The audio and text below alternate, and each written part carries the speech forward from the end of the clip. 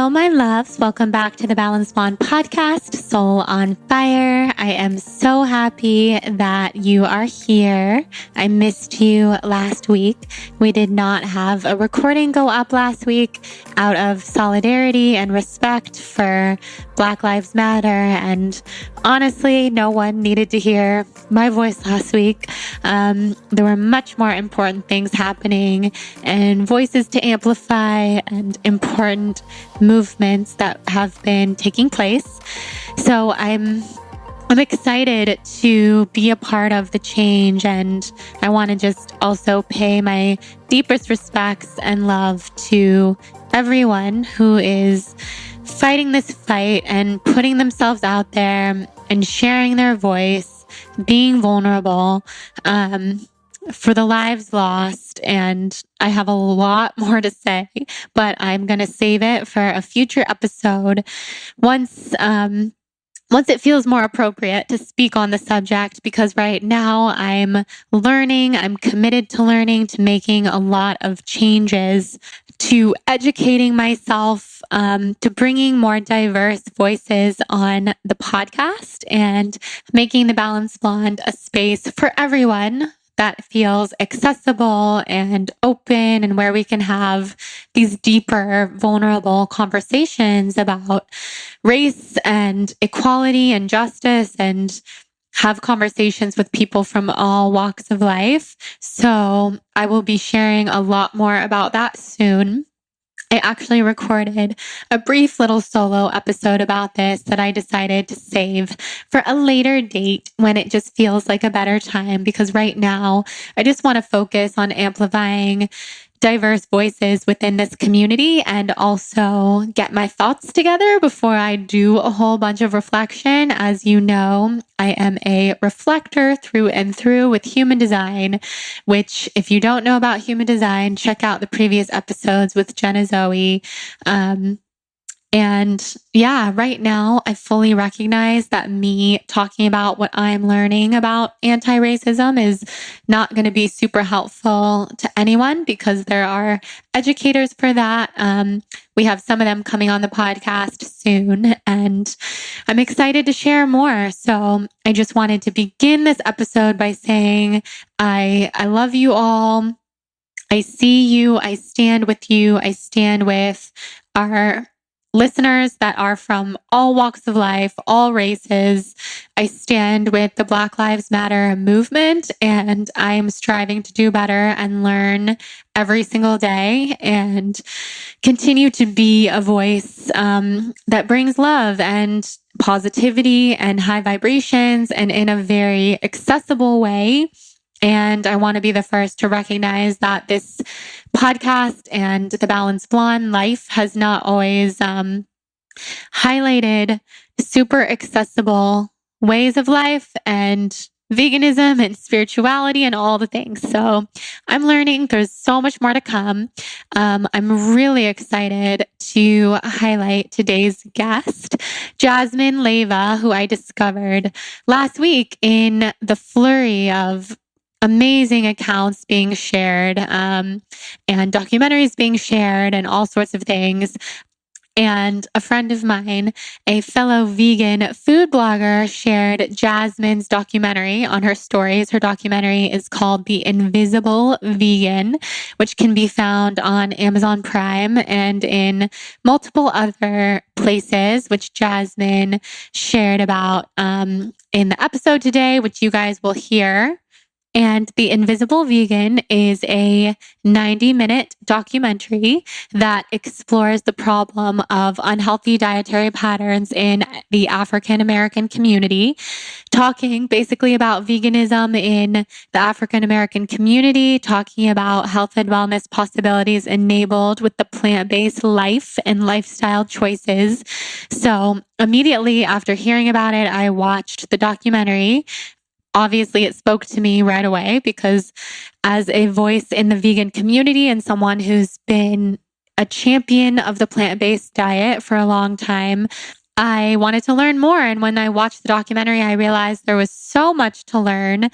So many mind-blowing moments shared by Jasmine, talking about just how all of the prevalent documentaries in the plant-based community are largely made by white men or white women. There's a lot of white men making plant-based documentaries, and all plant-based documentaries are amazing and illuminating and wonderful for the plant-based cause. And Jasmine wanted to come at it from a different angle, an important angle, to talk about the plant-based life within Black communities and accessible food and food deserts and health problems that a lot of people experience, especially in the African American community.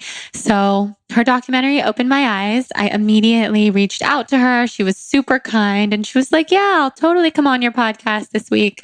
So this one was a really fast turnaround, and we met on Zoom for the first time. And I felt immediately like I had known her for a long time. She was just so kind and has such a loving spirit, and shared about her documentary with us and about the plant-based life and things that she learned. We talked in the beginning about things going on in the world right now, and she shared some really beautiful experiences and painful experiences, and I just want to honor her for sharing them and for also talking to me during this very delicate time and making herself available.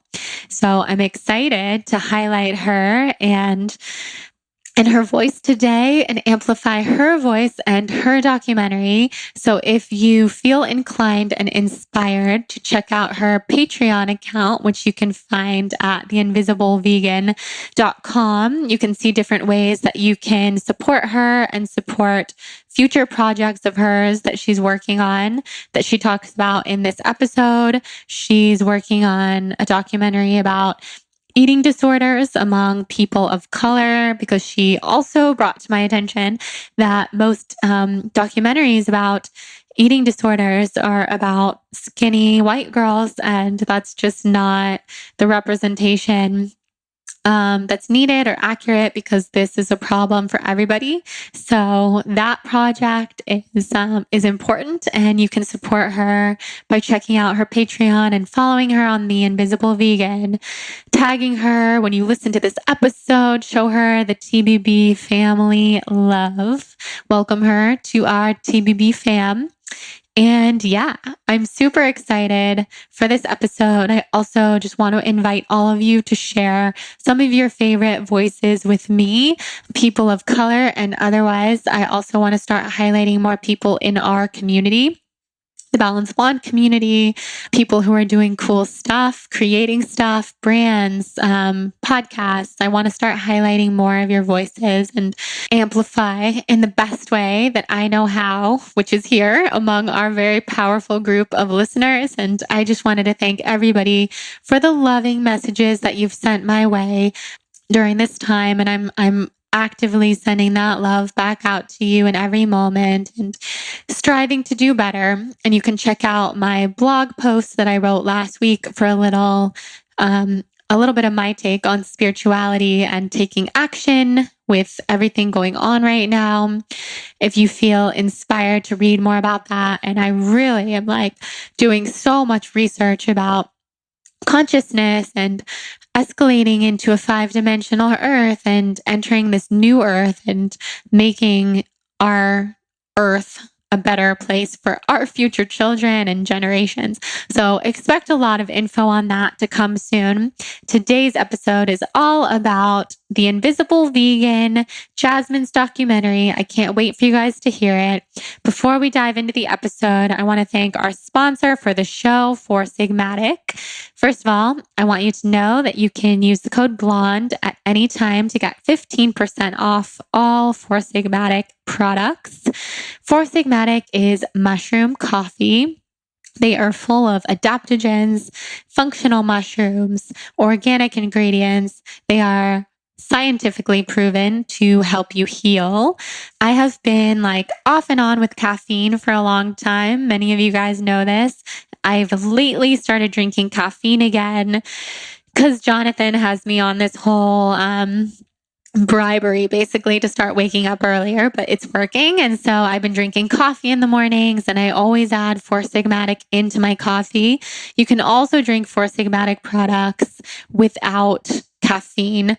They have caffeine-free products, or you can just drink their products on their own.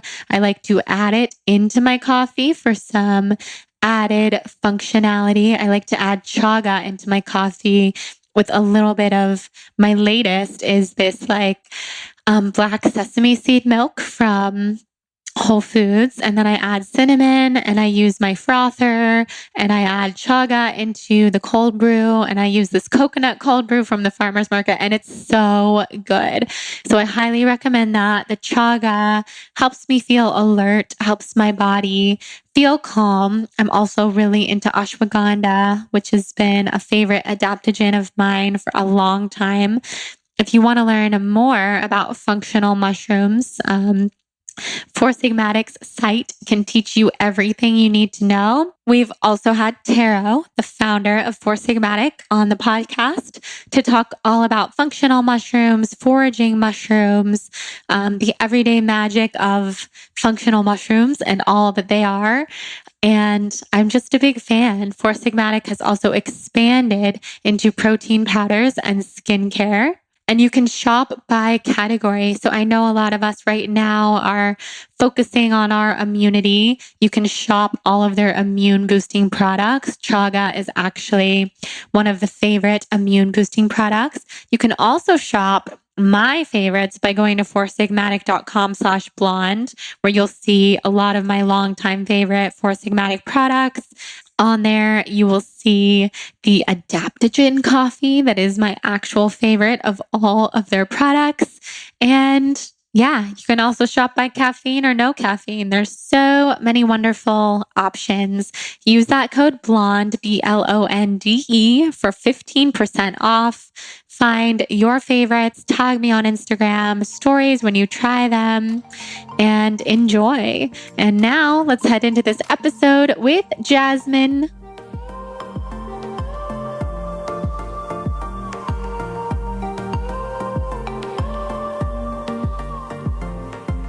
Jasmine, I'm so excited to have you here today. Thank you so much for coming on to talk about your documentary, your life, plant-based life, and beyond. Thank you.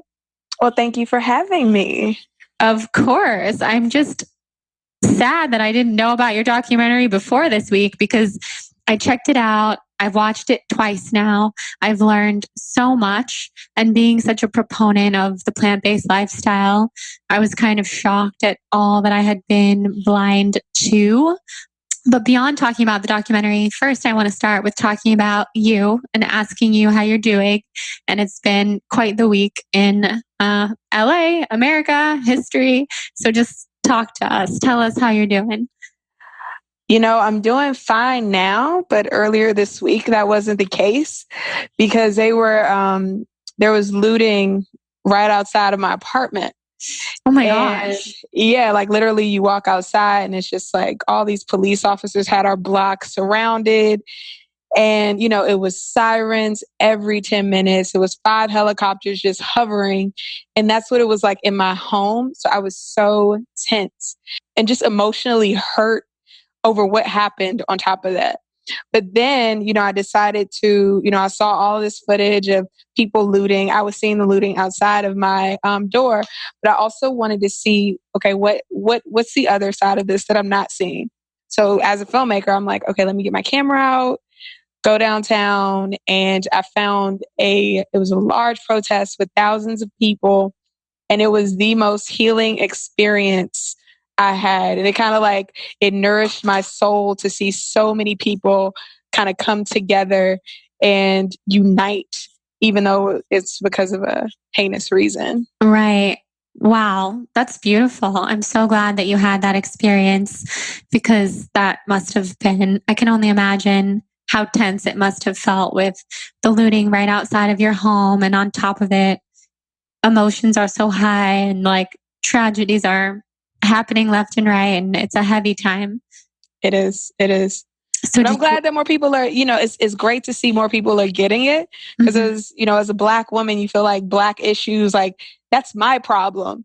Right. And, when I'm at these protests and I see all these white, Asian, Armenian, Latin people like rooting for us and screaming and protesting for us, it's just like, wow, I feel like I'm a member of the human race now. Like, right. Yeah. Oh my gosh. That's beautiful and also sad. Like, why does it even have to be that way? That it's that right now is like a time that you're feeling this when you should be able to feel this all the time. So, gotta make a change. And I'm really glad that you said that. So, were you able to get that protest captured on camera? I was, and it was beautiful because that's the part that people don't always want to show. They want to show the drama, they want to show the conflict, but they don't want to show like the conflict is that's the minority. The majority of the people are there in love. And then when people step out of line in the protest, you have all the peaceful protesters like, no, no, no, stop. Do not mess this up. This is not what this is about. We're here to celebrate and fight for the lives that have been lost to systematic injustice. Wow. That gives me chills because it's so true that what we're shown in the media, like I think people are realizing more and more, is so inaccurate for the most part. And it's such a dramatized situation of what's actually happening. And it really is true that there's so much peace within the protests going on right now. And I live in Brentwood. I'm not sure what neighborhood you're in, but there's peaceful protests happening here this week that have been so beautiful to witness, and the love and unity. And there was a proposal yesterday or 2 days ago amidst the protest, and how beautiful is that? Like, seriously gives me chills. So that's really, I'm glad that you're having that experience. And yeah, it's just, there aren't a lot of words. We are at a very pivotal time in history. And how do you feel about that? Because I would love to know. I really think this is going to be a game-changing moment, because at first racism almost felt like, because it wasn't blatant, because you weren't necessarily seeing someone being lynched, there were so many white people that thought, oh, you guys aren't suffering from racism. This is all in your head. So at least now, like the people who are benefiting from the system and the people that have power in this country, now they're speaking up. So it's my hope that, their voices will help make change. It's time for a change. It is. I mean, yeah, I hate to admit my own ignorance in that I had never witnessed that type of cruelty until very recently with, what we've all seen on camera. And it's unspeakable. It's inhumane. And there's got to be a change. So I have a lot of hope. And I mean, my own ignorance is like my own problem. And it's something that I'm now changing because it's just not okay. So with all that said, I do think that there will be positive change. And thank you for sharing how you're feeling and doing. And now I want to talk about your work and the beautiful work that you put into the world and your plant-based lifestyle. So what inspired you to go plant-based to begin with? Purely superficial reasons. Like in the film, I even talk about it. I saw this lady and she was in her 60s. She had this amazing body. And I was just like, oh, I want to look like her. So I, asked her what her habits were. She said she eats plant-based. So of course I'm like, I want that body. So I'm gonna eat plant-based. Mm-hmm. But then, as I was switching to a vegan diet, like I noticed a lot of my health problems started clearing up. Like the acne I complained about, my digestion was smoother. And I'm like, wait, there's more to this. So then I started reading, reading vegan books and watching vegan documentaries. And then I became inspired to continue with veganism for reasons that weren't cosmetic. Like, hey, I'm not contributing to the poor air quality. I'm not contributing to animals being, slain and tortured. I'm doing something beautiful for my health. And it puts me in a better spiritual place when I eat a certain way. I totally agree. So how long ago was that you made that switch? It was over a long period of time. It was about 14 years ago that I first did like a whole vegan challenge. But for me, for when I actually stuck with it, I don't know, maybe like 7 years ago, I think. That's a nice slow transition. I did something similar, and I think it's helpful with like the longevity of this lifestyle to kind of, I mean, some people are like overnight vegan, and that's awesome too. But yeah, I can relate to that slow, gradual transition for sure. And how did your family and the people in your life react when you said that you were going plant based? People treat it like it's a radical decision. And I have, people talk about, the crazy vegan. And I've had the opposite experience where, I'm just sitting at the table. Maybe I didn't grab a burger. And then someone asked me about it. I don't bring it up. And then as soon as I say, oh, I eat plant-based or I'm a vegan or whatever, then it becomes a big deal for them. But I haven't been met with a lot of hostility though. Like a lot of my friends and family, they joke about it. They're like, oh, you moved to LA and now you're too Hollywood for our food. Or like, oh, now you've been around all these white people and now you, there's that aspect of it. So that's why it was important for me to make a doc where I kind of explain my choices so people don't associate it with, oh, I'm trying to be white or I'm trying to be LA. It's like, no, I have very intentional reasons for why I eat the way I do. Totally. And where did you grow up? Washington, D.C. Oh, okay. Yeah. So you had been plant-based for all these years and then you made the documentary. So what inspired you to create the documentary and how did that kind of get off the ground? Well, I had worked on a docu-series. And so I wasn't really that happy with the company that I was at. And I'm just like, wait, I should be doing things. I should be making projects for myself. I didn't come to Hollywood from DC just to work for someone else. So that happened. And then at the same time, I was becoming really inspired by all these vegan documentaries. But as a collective, I felt that they were failing at reaching other audiences. They were kind of all geared toward the same audience. Most of the messengers were like white males. And I'm just like, you know what? This is why people think veganism is a white thing. Look at how it's branded. Look at how it's marketed. Look at how these movies are put together. So I just decided to be the change I wanted to see and fill that void so people in my community could understand why eating plant-based might be a better alternative. And you named it The Invisible Vegan, which is a powerful name, really powerful name. Is that how you felt as a vegan? I was reading, there's a book, The Invisible Man by Ralph Ellison. And in the beginning, I love that book. Yeah, like in the intro, he talks about how he feels invisible in white spaces, but he also feels invisible in Black spaces because he doesn't adhere to certain stereotypes. So I kind of felt, as a Black vegan, I kind of felt the same way. And then, yeah, like you said, it's just invisibility, it just worked on like so many levels. Because even the choice of being vegan, like it's an invisible choice. Right, that's true. Yeah, that's really powerful.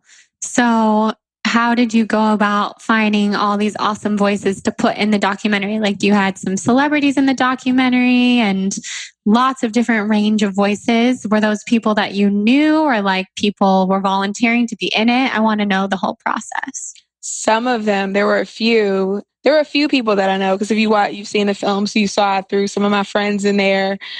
Two of the guys whose organization I mentioned, we went to high school together, so I knew them. And everyone else, I just did my research. Like I knew I wanted to hit veganism from different angles. So I just got online and really looked into, okay, who can bring me home on when it comes to racial theory? Who can bring me home when we're talking about body image? Who can help when we're talking about masculinity? So I kind of, found people I felt would fit into each of those categories. Yeah, that's perfect. And then you told a lot of your own story in the doc too, which was cool. So for people who haven't seen it yet, tell us a little bit more about that. So in the doc, I do share about my own story, and I get very personal. I even go into, at one point, not to gross anyone out, but I had hemorrhoids. I used to get like a lot of vaginal infections. My skin wasn't the clearest. My digestion wasn't the smoothest. And I'm honest about these things because I know, even though it's not something that we like to talk about, a lot of people are suffering from these issues. So when they're watching and then when you talk about veganism in the mainstream, people don't always say things like that explicitly, even though these are explicit battles that people are having in the privacy of their homes. Mm-hmm. So yeah, I just wanted to be very candid about everything that was happening as a result switching to a plant-based diet. I love that. Something really powerful that you talked about. I mean, first of all, I've had hemorrhoids. I still have them. So like I know the pain. It's awful. Something else that you talked about was fibroids and how common they are in Black women. And I've had I had a huge fibroid. I had to have surgery 2 summers ago. It was like one of the worst, hardest experiences of my life.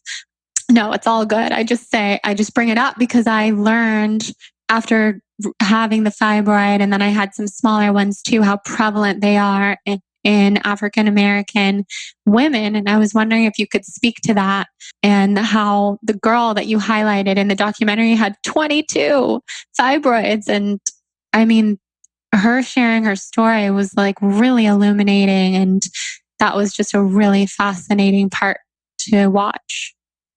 Yeah, and I included again things that a lot of people are battling with, but you don't necessarily hear it discussed as much as you should. And I had never even heard of fibroids until my friend told me about them.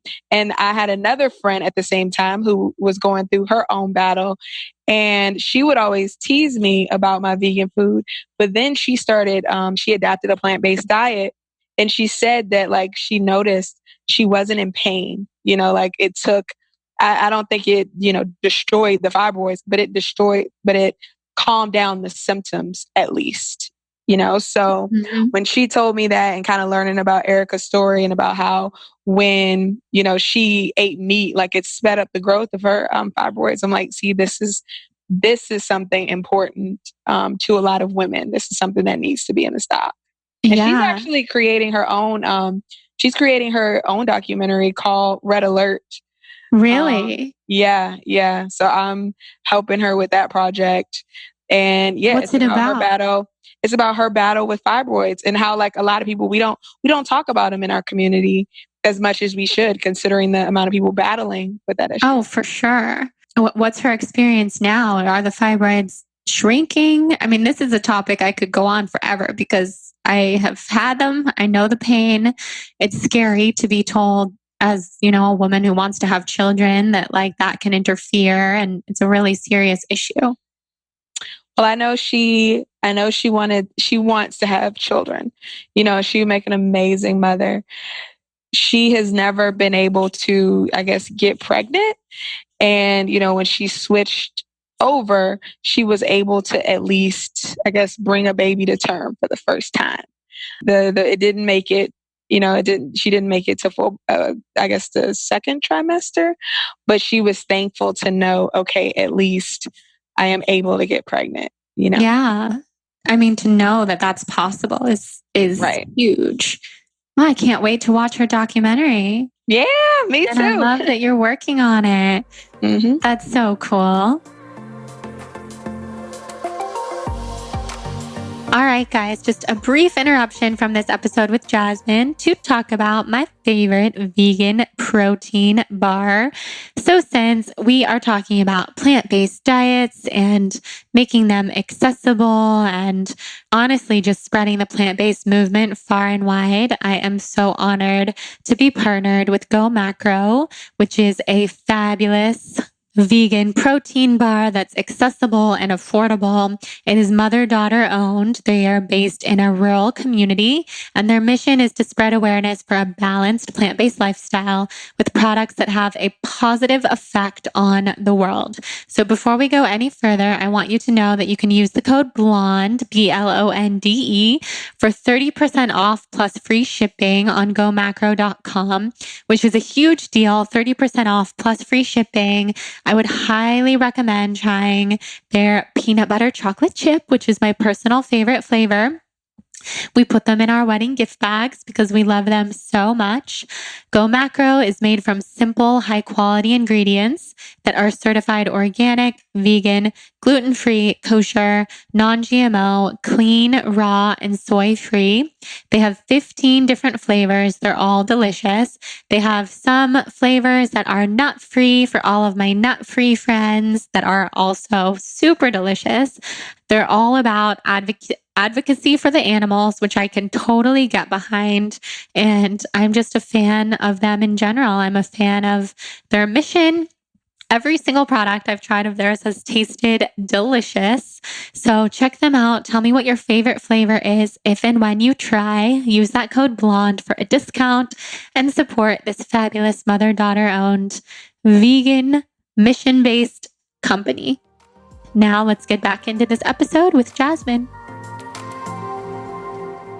Something else you spoke about in The Invisible Vegan was soul food and like the concept of soul food. When people think of soul food, they think of like fried chicken and like non-vegan foods, but you really brought to light the fact that a lot of traditional soul food is plant-based. So if you could talk about that a little bit, that'd be awesome. Food in general has evolved so much, especially since food has been industrialized.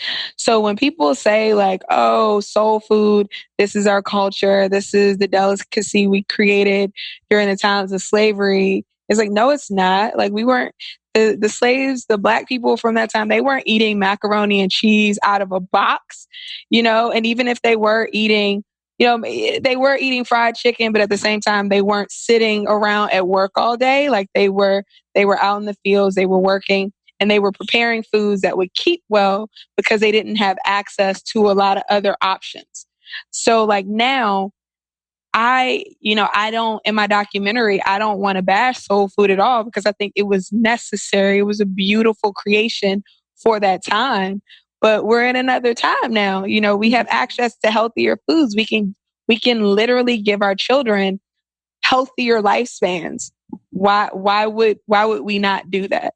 Right. Especially if there's a way to still make the food taste good. You can still make a version of macaroni and cheese that doesn't clog the arteries as much and cause as much inflammation as dairy does. You can still, as long as you know how to season food and flavor profiles, you can make collard greens without putting bacon in it. So it's just switching your mindset. Yeah, no, that's huge. Totally. And just even for like our parents' generation in general, I feel like that type of food was just so much more standard, eating things out of a box and frying foods and, trying to get them to eat healthier now is something that we can bring to their life to help them be healthier and have longevity.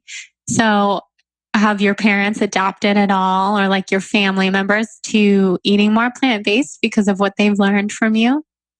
Yeah, yes and no. Like I have, my family is from, especially my mother's side, like they're from the South. They're from North Carolina. So some of them, they're just not trying to hear, oh, I have to give up ham, chicken, and ribs. Right. It's just, they're just like past the point where it's just like, okay. So I respect their choice. But for example, I have one of my cousins, he went vegan, he was inspired, and he's super into health and fitness. So you can see where, the lifestyle is treating him very well. And my mom, she's cute. She's not all the way vegan, but she's switching over. Like she's like, okay, so now she buys almond milk instead of regular milk. Or when she goes home, she'll have the little vegan cakes instead of the regular cakes. She eats way less meat than she used to. So she says she's transitioning slowly. I love that. That's inspiring. Kind of the same with my parents too. Like they've laid off of the heavy meat type of diet. And they're drinking green juice and this kind of stuff, but like it's slow. It's as slow as can be, the transition, and that's fine. Like I think incorporating more plant-based foods is the goal, and not everyone is going to go vegan, and that's more than fine. Mm-hmm. And So, then they're starting to make new recipes too, which I really like. oh, You that's know, a lot of times exciting. we get stuck on making those same foods, and Mhm. and my mom will be like, "Oh, I'm making this new, vegan coleslaw," and my aunt, she'll tell me, "Okay, I'm trying to cook this asparagus. How are you supposed to prepare it?" So I'm seeing where they're actively trying to be healthier. I love that. I love that so much. So, what are some of your favorite vegan recipes? Oh, I make a really good lentil soup. When lentil soup is made correctly, it is amazing. So I'm big on lentil soup. Yesterday I had barbecue jackfruit. Oh, That's pretty good. Mhm. Yeah, good, easy to make. I'm a salad girl, something easy. I'm a smoothie girl. And I try, if I can, 5 vegetables, 2 fruits to get in all my servings. So I like salads and smoothies because then I could just throw a bunch of stuff in a blender and kind of hit goals that I need for the day for my health. Yeah, same. Those are a lot of my favorite foods.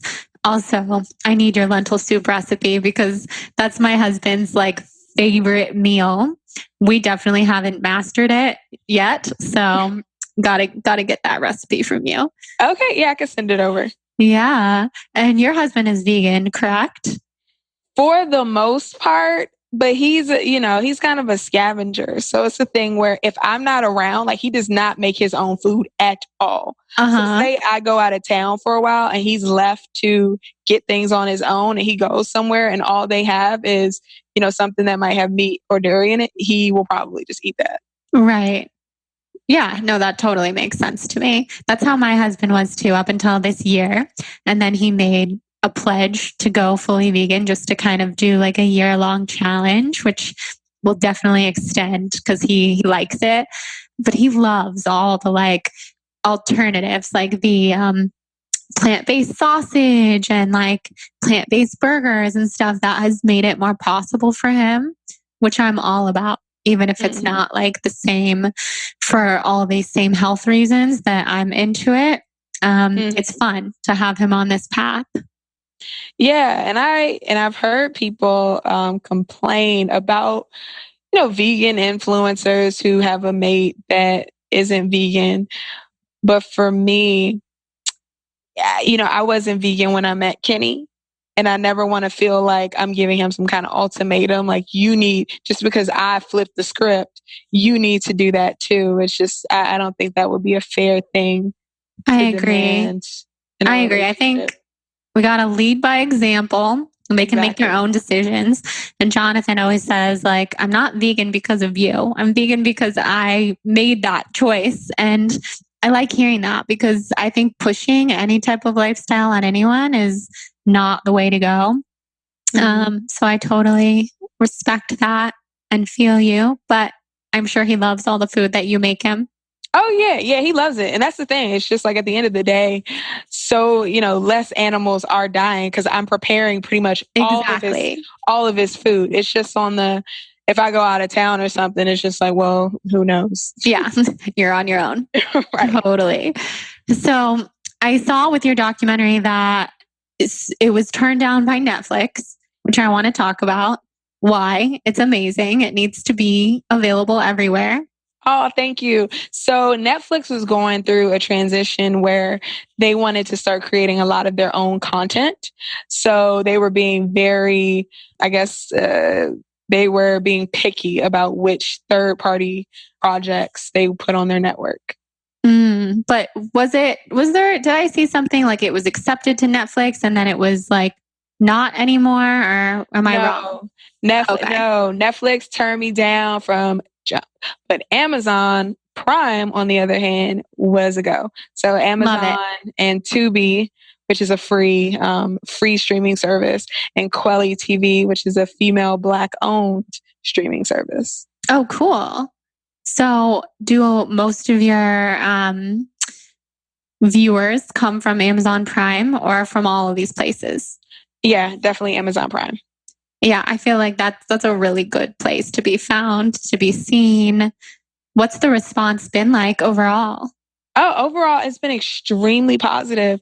And when I made it, it's so funny because when I made it, I had a few of my white friends watch it, like, are you offended by this? And I didn't know how it would resonate for other people. And they're just like, not, calm down. Not at all. Nothing about this is offensive. Yeah. And I didn't know that like all types of people would embrace it the way they would. Yeah. I mean, it's so important. And first of all, nothing offensive about it. Like, it's such an important perspective. And especially for those of us talking about the plant-based diet in the mainstream on social media, there's just so many aspects that are not talked about and that are not thought about. And you talk in the documentary about food deserts and areas that just don't have access to organic, healthy, plant-based food. And I think to highlight that is incredibly important. So, can you talk about food deserts for people listening who might not know? So a food desert is a place where you don't have access to fresh, healthy foods. I forgot what the exact parameter is. It's something like maybe you don't have a grocery store within 2 miles, or if you do have a grocery store, the produce section looks just broken, and you're surrounded by nothing but fast food restaurants, kind of corner stores, liquor stores. And when I watch some of the other documentaries, like, yeah, they didn't jump on that point, because you have to think a lot of people in the US don't shop at Whole Foods, or don't even shop at Trader Joe's, so if you're saying become vegan, people want to eat something that's palatable. People want to eat something that's in their price range. And you have a lot of people who, the way veganism is presented, like, oh, you can just replace your burgers for Beyond Meat. But if you're on food stamps and you only get $50 a week for food for maybe you and your family, you can't spend $8 on, or however much Beyond Burgers cost. They're pretty high. You can't spend $8 on 2 burgers if, say, you have a family of 3 or 4. Even if you have a family of 1 or 2, that might not be practical. Right. So they need to, I think a lot of vegans need to do a better job of making sure that they are, customizing the message to the group that they're speaking to.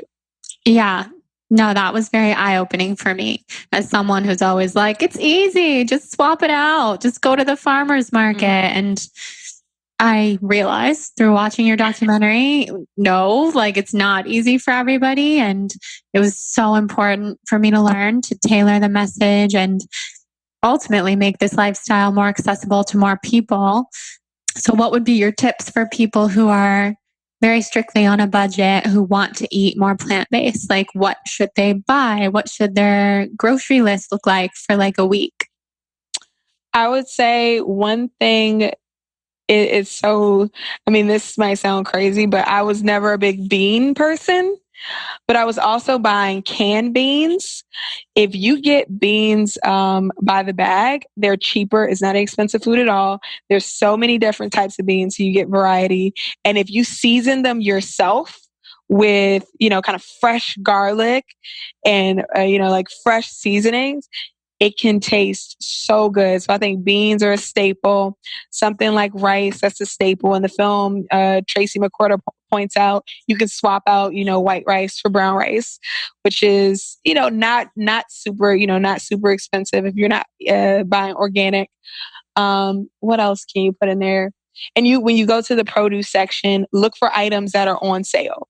So if you can't afford the mangoes that are $1.79 each, most likely you might be able to afford the apples that you can get for like $1 or $2 a bag, depending on your grocery store. It might not be organic, but work with what you have. If you can only afford the inorganic, make sure you throw some vegetables in there. Stuff like a head of lettuce, you can get that for that can be like $1.50. Cauliflower, cabbage, usually that produce isn't that it's not that expensive. So Yeah. And getting what's on sale. Mm-hmm. Yeah, that's a really good tip. Very, very good tips. I love beans. I could live off of beans and rice. I can too. I think they taste better when you make them yourself, when you buy them like dry in a bag and soak them and add the spices and all that. Like, it's so good. And then another thing is cook in bulk, because that's another barrier. A lot of times, like if you're trying to become vegan, that means that you will have to learn how to cook. Now, for someone who's say not working 2 jobs, that's fine. It's like learning a language, but if you have a lot on your plate, just managing also how you cook food. So say you have an off day, if you can, like I used to designate Sunday as my cooking day, and I would just cook a bunch of stuff in bulk, freeze half of it. So like during the week, I'm not doing as much cooking because I just don't have time to do it. And I can literally just pull already made meals out of the fridge and freezer for most of the week. That's such a good tip. Such a good tip, because it's when we're in a bind with time that we just grab whatever to eat. So planning ahead, preparing our meals, such good tips. Plan it out. And especially now with COVID, I know people kind of, when it first happened, they just went to the grocery store and grabbed everything in a box that would keep. Yeah. But you want your immune system to be intact. So if your body encounters a virus, you can fight the virus. Like your immune system is tough enough to fight the virus off. In order to build up your immune system, you have to eat fresh fruits, vegetables, like whole foods. Yeah, it's so true. That is the truth in this wild time that we're living in. With everything going on in the last couple of weeks, I feel like I practically forgot about coronavirus. Do you feel that way? Yeah, it was so funny because even when we went to the protest, one of my friends said that he's like, "Is Corona still a thing?" I'm just like, I guess not. I don't know. I think it's taken a back seat. That's for sure. It's like we went from being terrified to be around people to being in these big groups, and 2020 has thrown us for a loop. It has, and I can't take anymore. Like I know when I got on the New York Times website and I saw, a new case of Ebola, and I'm like, you know what? I can't do. I know. Any new catastrophes. I reached my max. We have hit the max. I know, and I think that's why, like, creating some boundaries with consuming media and even social media right now is huge. It is. How have you been taking care of yourself and implementing self-care? Oh, so I got a treadmill. Ooh. The gym shut down, but it's important to keep the blood flowing. I can't sit down all day. Totally. That I've been pretty consistent with my yoga because since they closed the gym down, I've turned to Amazon Prime for all of their workout videos. Oh, nice. I never checked it out before. And they have some vinyasana flows, and I'm like, okay, I love this. Yeah. So I've been doing that. I've been journaling in the morning and being really consistent about that. And it's been pretty healing. Like I've healed a few friendships over the break, did some deep reflecting. Like it's, my heart goes out to people who have been negatively affected by COVID. But for me personally, it was definitely a break that I needed. I needed the world to slow down. I needed a lot of the distractions to be gone. And I needed to just think about myself and reflect and change and grow. Me too. I'm really happy that you've had that experience. I have beyond felt the same way. Like the world slowing down has been such a personal gift and blessing. And like all the things that you mentioned, like journaling and moving and yoga is so healing. So I love to hear that. And then before all this happened, before we were in quarantine, what was your life like? Like, were you running around town doing a bunch of things?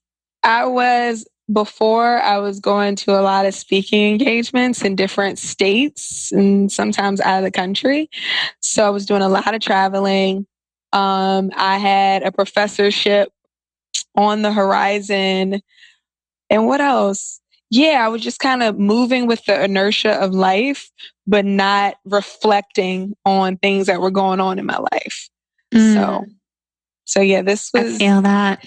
this break was much needed for me. And some people who complain about it. Now, if this situation legitimately, really hit you hard financially or it hit your health, I understand. But some people are complaining where I'm just like, listen, have y'all read The Diary of Anne Frank? Like, this situation could be way worse. All the government is asking you to sit at home.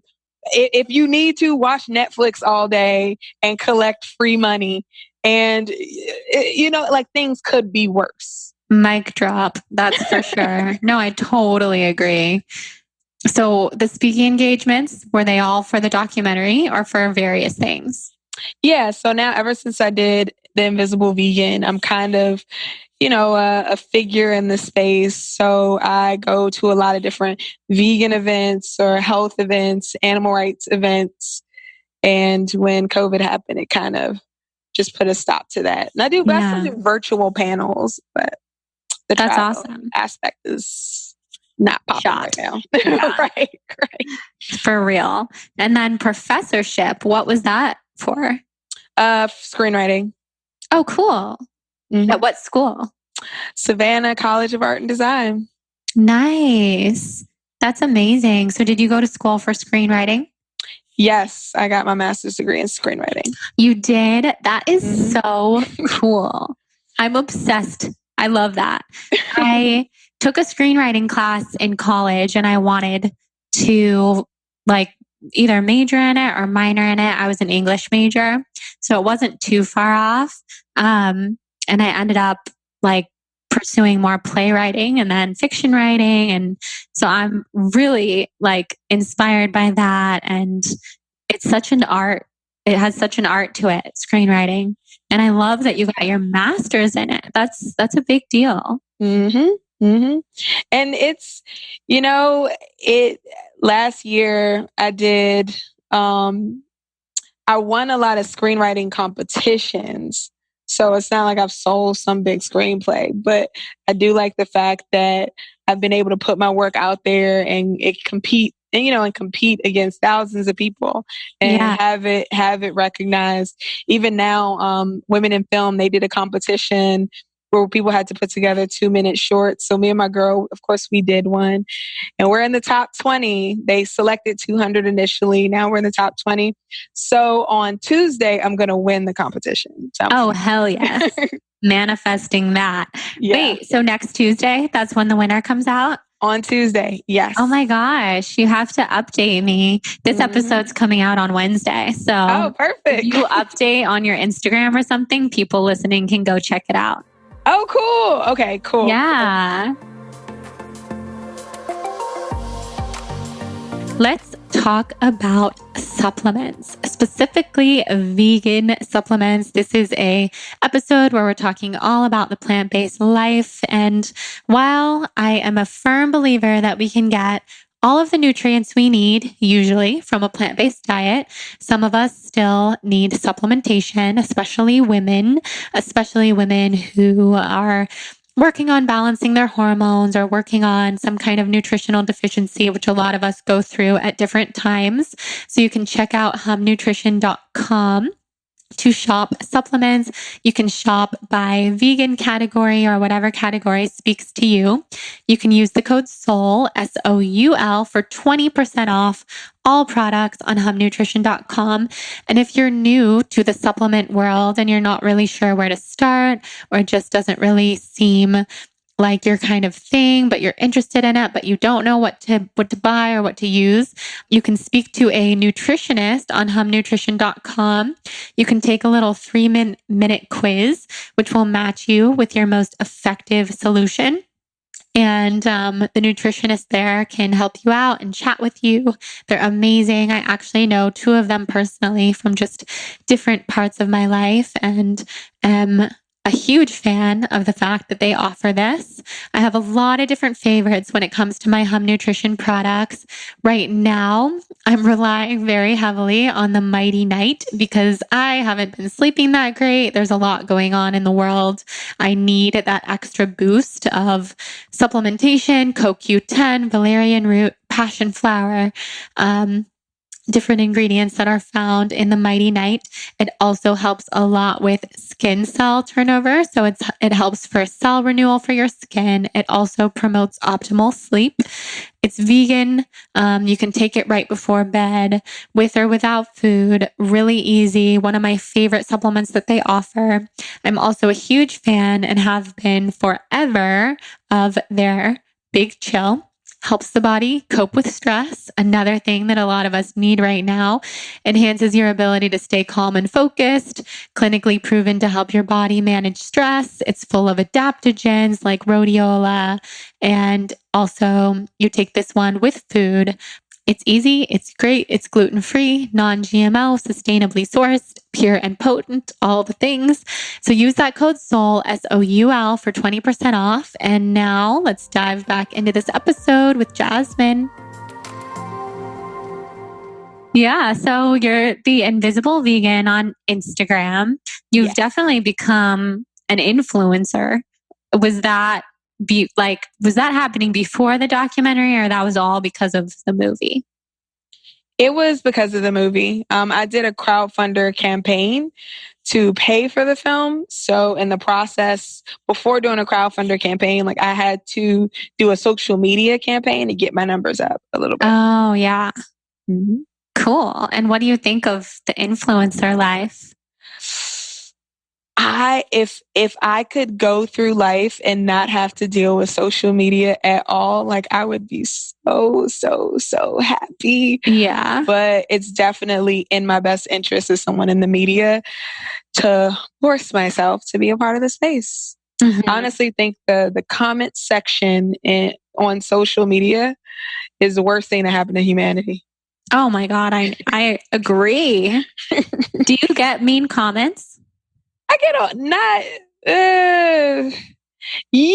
get bothered every now and then. Like I get bothersome comments. Mm-hmm. You know, people don't know how to accept someone else's opinion without feeling like, oh, they need to come write some essay on my page. And I guess because I don't get that logic. Like if someone writes something on their page and it's their opinion, I don't need to force my opinion on them. I don't need to be an imperialist and say, no, but here's my opinion and you need to go with this. It's like, no, I can read it and accept it and just move on. But I couldn't possibly agree more. It is so wild to me that people feel the need to fight with strangers on the internet. Like that's a really big problem, I think, in our world. And if people could just be kinder on social media, I mean, that would help things along for sure. Yeah. And then even when people think they're being kind, like I might get a message where someone says like, you know, I like your documentary, but you should have researched this part more. And in my head, I'm just like, well, one, this is an ass. Am I allowed to? I'm sorry. You can curse. Yeah. Oh, okay. I'm like, this is an asshole message because you assumed that I didn't research the topic. And then it's like, who does that? Like, I would never show up to your job and say, hey, if I were a banker, this is what I would do differently. I would do your job better than you. Wouldn't even do that. And if I thought, if you want to do a film review, fine, put that on your page. But people reach out to me, you know, personally in my DM, like we're friends. And I'm just like, what? Social media. I don't get that logic either, honestly. Like what I always think, and I was literally thinking this today with some messages that people were sending me, like, why don't you start a podcast or why don't you start a blog?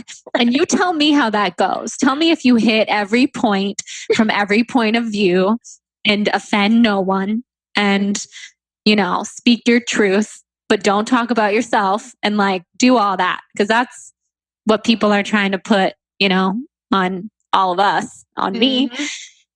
But best to just, you know, as someone in the public eye, like develop a thick skin and turn the other way, because what else can you do?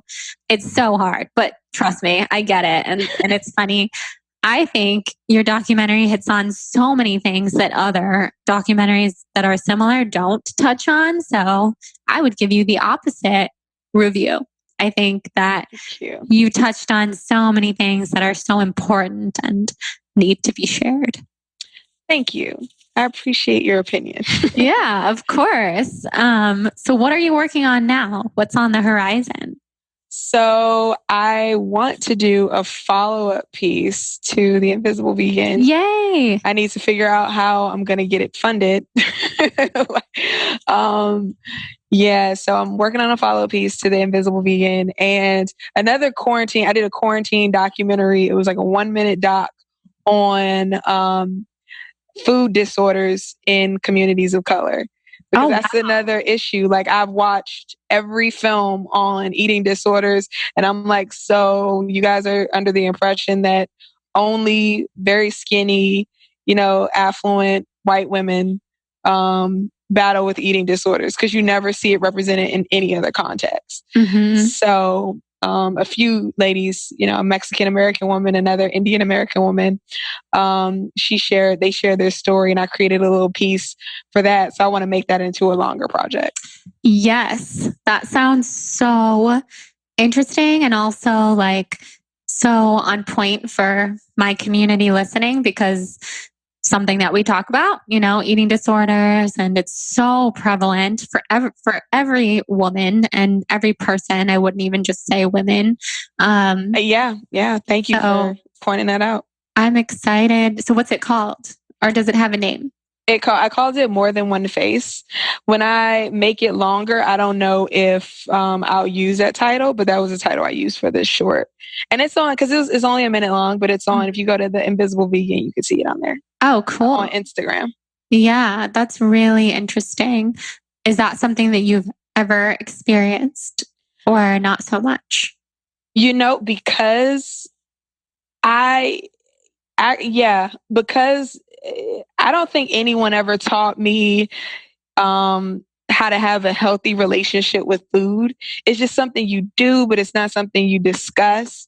And yeah, when I was growing up, I always saw those movies about the anorexic white girls. And I looked at it like, oh, well, that's not me. So I don't have an eating disorder. But in college, there was a period where I was binge eating. And I wasn't throwing up because I knew what bulimia was, but I would binge eat. It would make my stomach hurt really bad. And then I would OD on laxatives. So I had a tough phase where I was doing that, but I didn't, again, because the association wasn't there. So I wasn't looking at it like, oh, I have an eating disorder. But looking back, yes. Yeah. That's so important to point out. I mean, I feel like what we hear about is like anorexia, bulimia. So much of the other stuff is cast aside. And I never even really considered the fact that there's not a whole lot of representation of people in the media with eating disorders that are not white, skinny girls. So, right. And even the price points in a lot of those movies, you see the girls, they always go off to these kind of well-structured residential programs. Right. And it's just like, oh, so if you're in a low income situation, you're not going to be able to cover those kind of programs. And you never hear them really even talk about cost. Yeah, that's true. Yeah, you got to do the longer documentary, because that information is so needed. So needed. And so interesting as well. Yeah. Like important for people to learn about, because everyone also knows someone or has a friend who's suffering. Like, very important. Cool. I will try to knock that out. Yeah. Once quarantine is over and I can, we can all safely be around each other. Yeah. When you can see people again. Right. Totally. I don't know what the new world order is going to be. I know. I don't know what the world is going to be like. It's going to be so wild. Right. So something we talk about on this podcast too is spirituality and like spiritual journey. What is your experience with spirituality, if any? Wow. Okay. What is my experience with spirituality? It's a very uncertain journey. I know when it comes to religion, a lot of people talk with confidence that what they believe definitely happened. While I admire that conviction, I don't personally have it in my own life. It's almost like a thing where I wasn't there when the earth started, so I don't know. But I am really drawn to Buddhism just because as a religion it's very practical. I used to think, oh, you're just worshiping, this guy with the belly. And then when I educated myself on it and really started learning the principles, I could relate to it and just how in Buddhism, it focuses on kind of all aspects of life. There's a certain way you're supposed to eat, which kind of aligns with the way I already eat.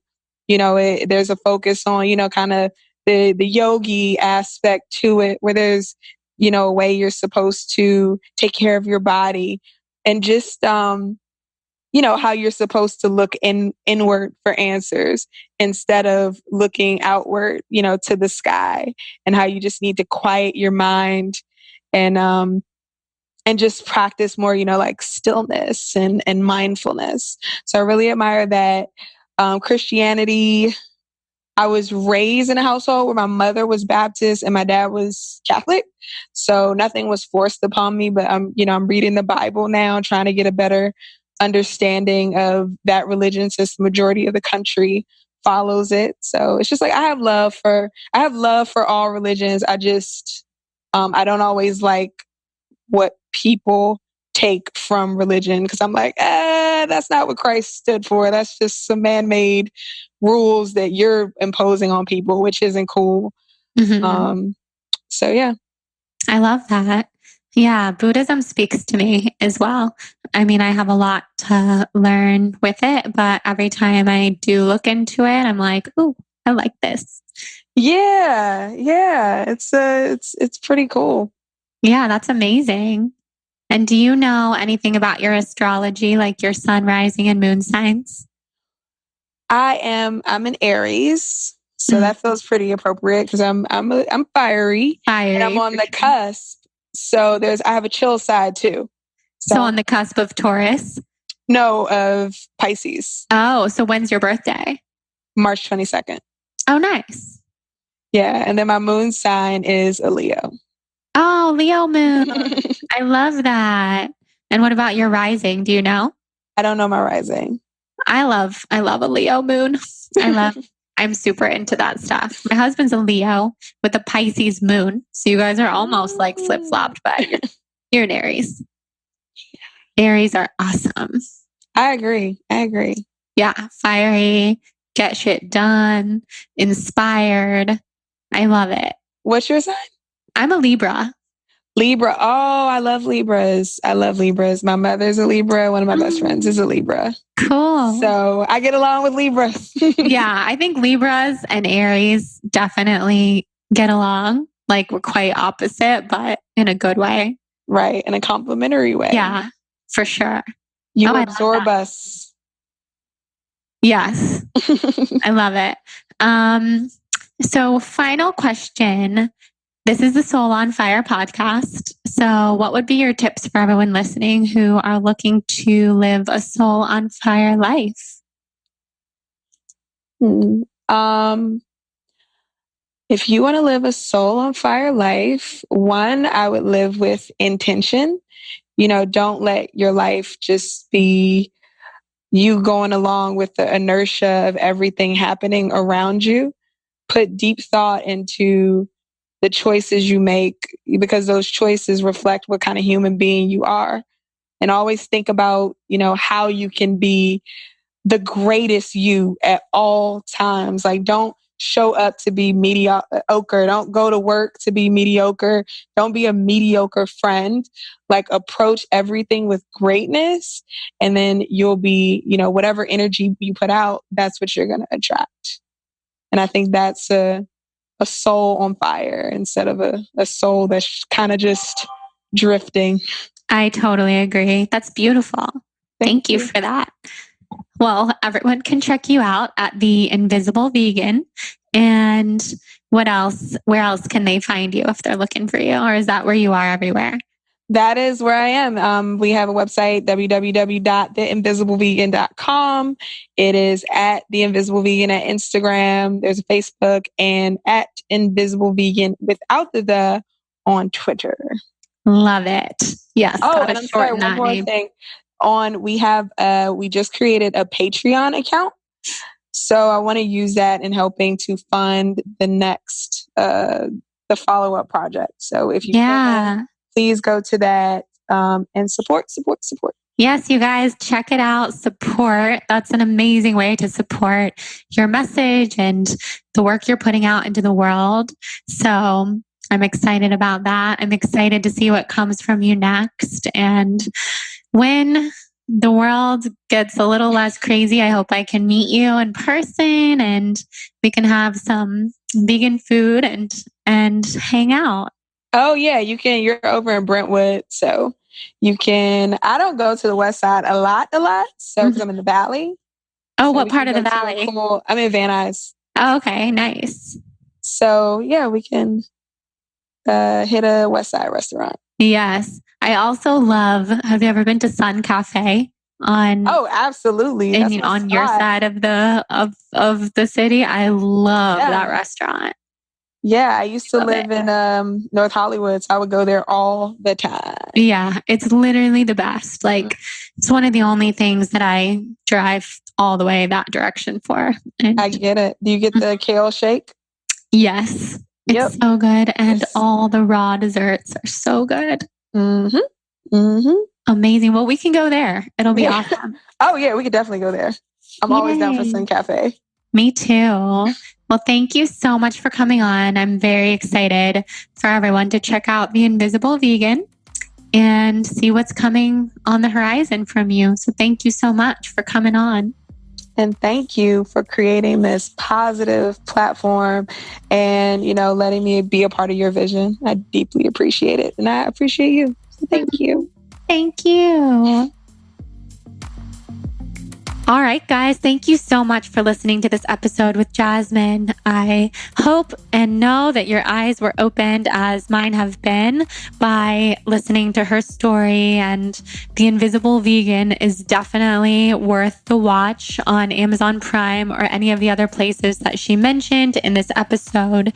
She's highlighting such important truths about the plant-based diet, and I know she's opened my eyes to the message that I want to share with my audience and on my platforms about the plant-based lifestyle and making it more accessible, and also just knowing that it's not this easy one and done. Like, I'm definitely guilty of saying, okay, well, it's not that hard. All you have to do is swap over to Beyond Burgers or tofu and all these kinds of things and shop at the farmer's market. And Jasmine pointed out so lovingly that that's not in the cards for everybody. And some people truly don't even live within several miles from a grocery store, let alone have access to organic food. So I have a lot to think about and a lot to learn and continue diving into about the plant-based lifestyle and honing my message differently to reach more people, and also just like make this lifestyle accessible to all, because that's ultimately what I want, and I think it's the most important thing. So I'm super inspired by her. I'm going to follow her lead. I will be recommending The Invisible Vegan far and wide. Check out her Patreon, like she mentioned at the end of this episode, as a way to support her and her future projects. I really want that eating disorder project to come to life that she mentioned, because that is needed. It's needed for everybody. It's needed for all of us. And I'm so thankful to Jasmine for coming on. I want to continue illuminating voices like Jasmine's that are different from my own, and people who I'm just meeting and learning from. And I've for a long time only had people on the podcast who I know really well personally. So to have Jasmine on the show today and meet her for the first time over Zoom was different for me. And I actually loved it. Like, I've been telling myself for so long, oh, Jordan, nutrition. You don't have the energy. You're so you're just healing from Lyme and just have people on that all this inner dialogue. But learning from somebody new to me is awesome and something that I want to start doing so much more of as well. So continue sending me all of your favorite people, and I will continue seeking out all of the beautiful and diverse voices for the podcast and beyond. So thank you for being here. Thank you to Jasmine. Thank you to our sponsors, For Sigmatic, Go Macro, and Hum Nutrition, all of whom you can find links and discount codes for in the show notes. And lastly, join our Soul on Fire podcast tribe on Facebook. If you feel inspired to rate and review the podcast on iTunes, I would love, love, love your words. And I would love to thank you by sending you a free gift when you email me, jordan@thebalancedblonde.com, with your rating and review. I will send you my free yoga ebook as a gift to thank you for that, and also just chat with you personally. And thank you. And also just wanted to send everybody a whole lot of love right now, especially remind you to take care of your hearts, your nervous systems, your souls, your spirits. There's a lot going on right now, and the best thing we can do is show up for one another, show each other love, unity, and positive vibes, just like Jasmine said in the beautiful closing statement about living a soul on fire life. So, soul on fire love to everybody. We will be back next week, and I cannot wait to talk more. I love you guys. Mwah. Talk soon.